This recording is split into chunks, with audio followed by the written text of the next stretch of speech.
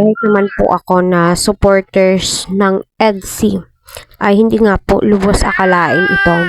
Okay na po tayo sa couple ring, promise ring, kung ano po yung pwedeng nakikita po natin na daily use ng dalawang ito. Pero kung napapansin nyo lately, part 26, 27, 28, andyan pa rin po yung sing-sing na ibinigay ni Edu na galing sa Hong Kong. Dati ay di po natin nakikita na isinusuot ni Edu.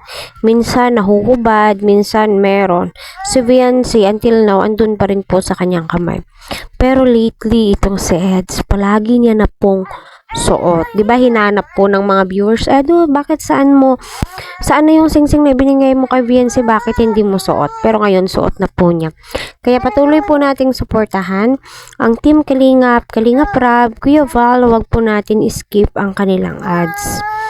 Ayun na nga po, no, sinukatan nga po si Edu at saka si Viancy sa pa-couple ring or promise ring na ibibigay ng kanilang sponsors. Gold. Ay my God.